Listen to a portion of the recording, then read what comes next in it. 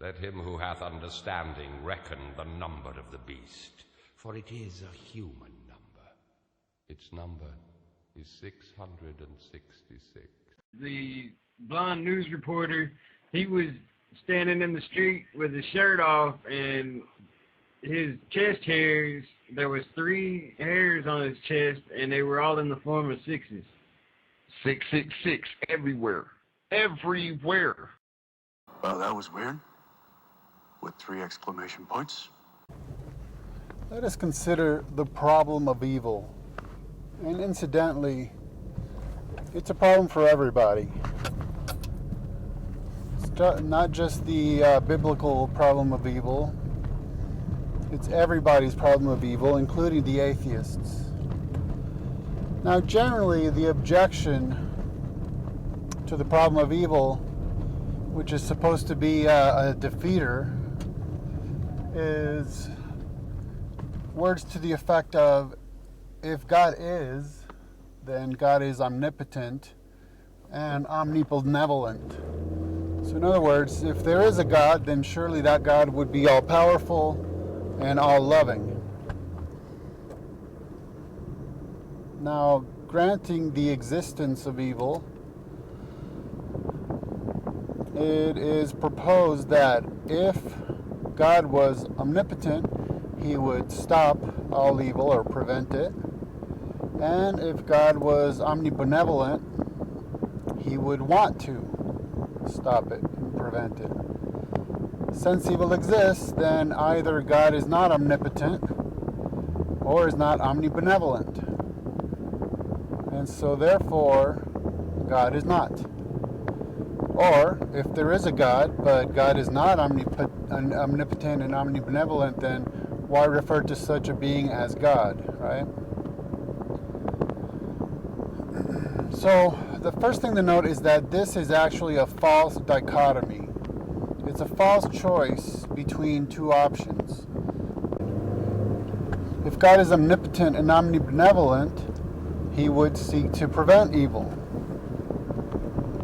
But evil exists, so either God is omnipotent but not omnibenevolent, so that he can stop evil, but he chooses not to because he's not all-loving, or God is omnibenevolent but not omnipotent, so that he is all-loving and wants to prevent evil, but cannot do so. So that's a classic false dichotomy. And false dichotomies are actually something that is not rare to encounter. I mean, it was used on Jesus, for example, when he was asked about paying taxes. So if he said yes, then he would be accused of siding with Rome. If he said no, then he could be turned into Rome as a person encouraging some sort of rebellion. So instead, he found the third way. Not one of the 2 options of the false dichotomy, but the third way, which was he has to see a denarius, and whose image is on it? Caesar's. Okay, then, pay to Caesar what is Caesar's, and pay to God what is God's. Or there's the classic false dichotomy. Have you stopped beating your wife? Okay, so if you say yes, that means you used to. And if you say no, well, then you still are. Of course, why not answer with the third way? I never have, and I do not, and I never will. You see, there's no logical imperative that forces you to fall for a false dichotomy whereby you must answer with one of the 2 options. So just come up with a third way. And in the case of the problem of evil, there does seem to be a third way. And I think I'll explain it in the way of an anecdote, okay? When my youngest boy was born, I know I'm weird, but when I was actually in the nursery, when he was just a few minutes old, I was looking at him laying there, completely helpless, a newborn babe, and I was thinking about the problem of evil. Well, the nurse came up to jam a needle into his foot, a syringe, in order to check his blood sugar. And as she did so, I stared right into his face, and his face turned bright red, and he grimaced and he let out a cry, a yell of pain. So I thought to myself, well, for all intents and purposes, I'm his omnipotent father. I mean, I could have stopped her. I could have stopped her legally and physically. But I didn't. Why? Why did I allow this evil? Why did I allow this pain and suffering? I mean, am I not omnibenevolent as his father? Well, of course. So why did I just sit there literally and do nothing? Well, that's because I knew better. I knew better. In other words, I had a reason. I had a reason for allowing that pain and suffering to take place while I sat there and did nothing. And in fact, it's not that I did nothing. I spoke to him comforting words. I caressed him. But, of course, what's that in comparison to being a newborn and having a sharp piece of metal stuck into you? So in other words, I was there. I was comforting him. I was responding. I was active. But for all I know, he was completely unaware of it. And even his awareness of me would not have really changed the fact of the pain and suffering. So now that is the third way, which is that if God has a reason for allowing evil, pain and suffering, then that does away with the problem of evil. And incidentally, it's not that if he has a reason with which we agree, or even a reason of which we are aware. Because it's just whether he has a reason that we might not even be able to quantify or qualify in any way whatsoever, just as my son did. He was not aware of my reasons. He could not have understood my reasons. All he knew was the pain and suffering. So that's the scenario. He's experiencing pain and suffering, an evil, and I could have done something to prevent it, but I didn't. And it's because I knew better. I had a reason. So now, I tried an experiment when he was, I think he was 1.5. I explained this whole scenario to him. And he just sort of wiggled and walked away. He still has no a way to understand the whole situation. The medical procedure. The fact that I was concerned for his health and all of this. And I intend to continue this experiment, and every few years, maybe wait till he's a teenager where he can actually understand it, and I'll explain it to him. But I have a feeling that when I do so, his reaction will be something like, "What? What are you talking? Why are you even bringing this up? You know, you're explaining to me why you allowed a nurse to poke me in the foot when I was a newborn? What, like, you know, I mean, it'll seem utterly irrelevant to him." See, that's the point. And I have a feeling that for those who end up in heaven, who think ahead of time, like right now, that we're going to demand an explanation for suffering and evil, I think it'll just seem utterly irrelevant at that point. Well, that might be so, but that's at that point. What about the here and now? There's real evil, there's real pain, there's real suffering. You see, the Judeo-Christian worldview theology affirms the existence of actual evil. And not only that, it provides a premise upon which to condemn evil. Now let's get to the atheist problem of evil. And incidentally, don't worry about it when atheists complain that God does nothing about evil. Because when they find out what he not only is doing, but particularly what he will eventually do, they'll also complain about that. So, let's say that you contemplate the problem of evil and you conclude that God does not exist. Well, you look around, then you will surely note that there's still evil. I mean, you haven't done away with evil. And now on top of it, you don't even have God to blame for it anymore. But of course, one atheist's reply to the problem of evil would be to ask, what evil? Right? What is it that we're calling evil? I mean, what exactly? A lion eating a deer? A tsunami wiping out a village? One human being murdering another one? What exactly is evil?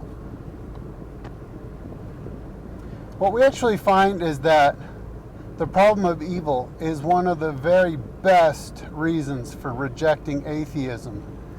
And that's because atheism not only does nothing about evil, but it makes it even worse. Now, let's take a step back, because some will say, well, atheism, it's not up to atheism to do anything about evil, because atheism, it's a mere concept. It's just an idea. It's an abstract. Well, that is just the point. Atheism is not a being. It has no volition. It has no potency whatsoever. Exactly. Atheism does nothing about the problem of evil. So why appeal to it when confronted with the problem of evil? So now, let's take a generalized view of atheism and relate it to Darwin's theory of evolution. Because there are many atheists who compile the two. One leads to the other in one way or another. So now, what are we talking about within the atheist evolutionary worldview, or worldviews, or concepts, when we refer to evil? You see, there are atheists such as Sam Harris and Michael Roos who have made statements to the effect of that rape played a beneficial role in human evolution. And then Richard Dawkins was asked if that rape is viewed nowadays as immoral, if it's as arbitrary as the fact that we evolved to have 5 fingers instead of 6, and he replied in the affirmative. I mean, it's totally arbitrary. In this particular zeitgeist, rape is immoral. You might want to ask a rapist, though. They would probably disagree, but as a whole. But now, what happens when zeitgeist turns to poltergeist? Let's imagine a place like Haiti that was devastated by earthquakes, and so many people died. So now their human population level was depleted. Now, can rape make an evolutionary and a moral comeback in Haiti? I mean, why not? Men need to spread their seed.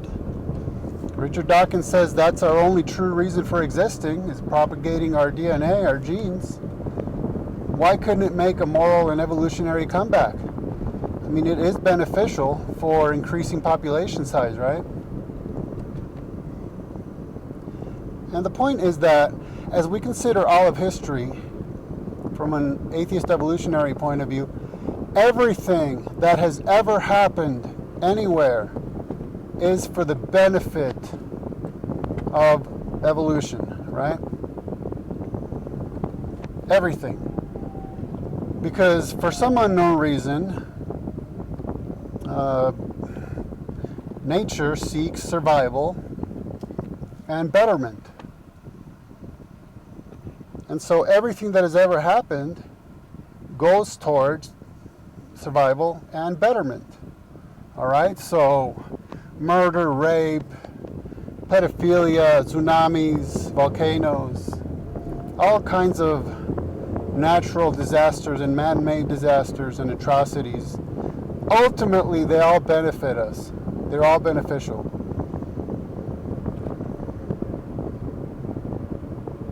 So, on that view, evil, pain, and suffering is beneficial. It's a good thing. Not only that, but on that view, the evildoer gets to enjoy themselves, while the person to whom they perform the evil act gets to suffer, sometimes for decades, sometimes for a lifetime.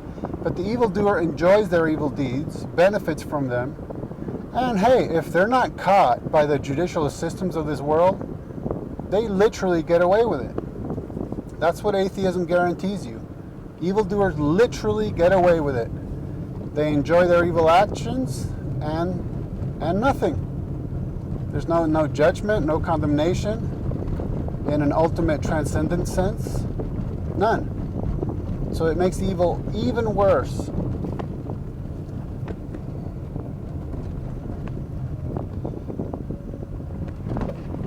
Another issue is, yes, atheists have basically built their movement upon condemning evil, right?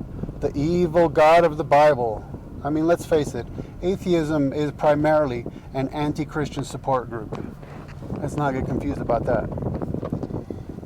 But upon what premise do they condemn, well, anything at all? Now, someone may say that they have personally chosen to dislike and therefore condemn a certain action, but that's a personal preference. And upon what is that premised? Well, a personal preference, and that is based upon another personal preference. And so we end up with a bottomless pit of personal preferences. And some may say, well, life is better than death, pleasure is preferable over pain, etc. But this too is an assertion. It's just a mere assertion based upon what premise? Because I could very well argue, well, yeah, maybe my own personal life is to be preferred over my personal death. But hey, if you got something I want, then why don't I just prefer your death so I can get what you have? Right? I mean, I may enjoy pleasure over pain, but if inflicting pain upon you gets me what I want, then why not? You see, these are all their assertions, and we're so used to just making those assertions that we don't stop to think about upon what premise are we making them. We just automatically spout them out. So sure, the benefit of myself or my family or my little clan or tribe or even nation is preferable to me. But when I need goods, when I need resources, hey, why not battle and let's see who survives as the fittest, right? Now, when we say something like causing harm to others is wrong, of course that's another assertion. Pleasure is to be preferred over pain. Let's keep in mind what we're talking about here on an evolutionary atheistic point of view. We are merely talking about the interpretation of biochemical reactions occurring within the gray matter of a bioorganism that is sitting atop a spinning rock in the universe's backwaters. That is what we're talking about. Mere interpretations of biochemical reactions. We interpret one as pleasurable, we interpret the other as painful, and then we demand to build an ethical system upon them. And that's quite a stretch.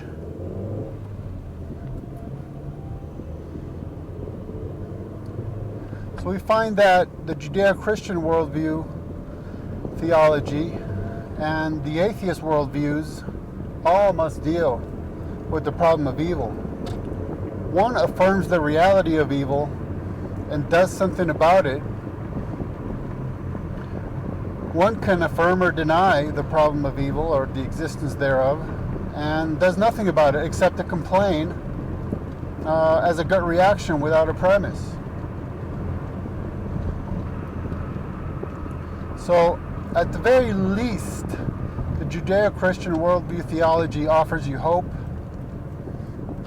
and with God as a philosophically necessary being, makes it more likely that there's an ultimate resolution to this, because such a being would have the ability to redeem evil. Whereas atheism, the negation of any such worldview theology, offers nothing. I mean, absolutely nothing. No explanation for yesterday, no hope for today, and no reason for tomorrow. The problem of evil is the very best reason for rejecting atheism. Now, let's consider the fact that there is more than one problem of evil, or rather, there are different levels to it. Okay? So there's like a philosophical or logical or theological level of the problem of evil. But there's also an incredibly important level, which is the emotional level.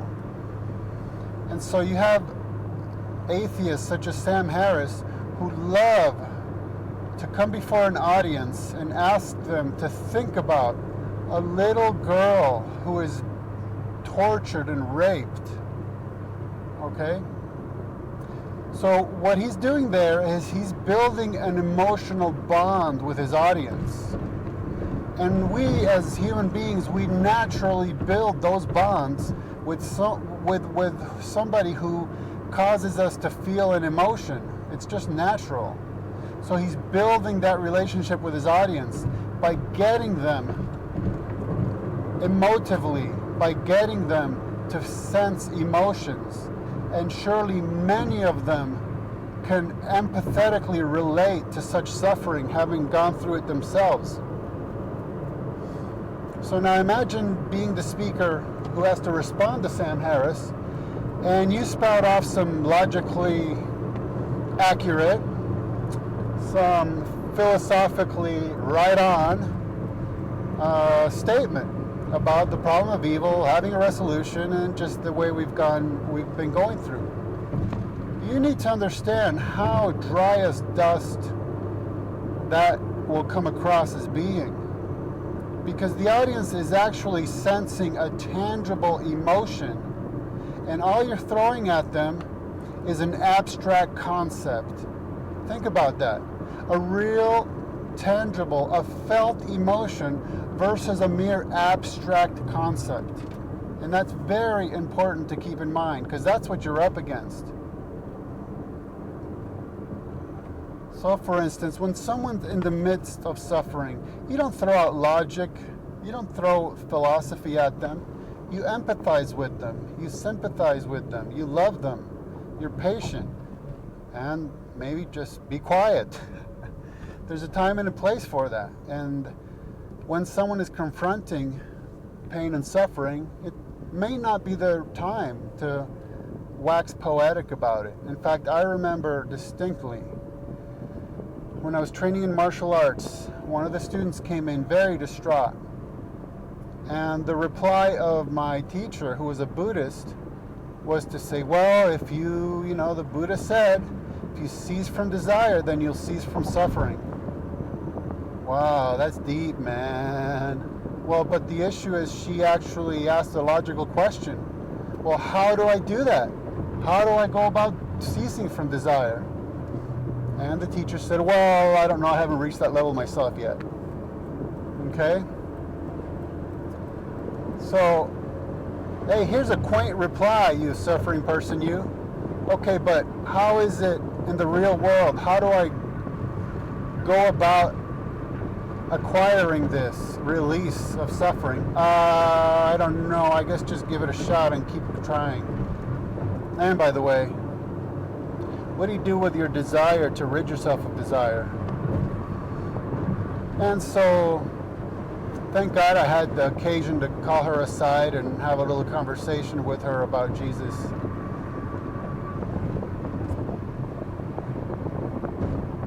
So that's very important to keep in mind, to know when you're up against emotion, because an abstract black and white dry as dust concept is no match for a real tangibly felt emotion, and a lot of speakers take advantage of that.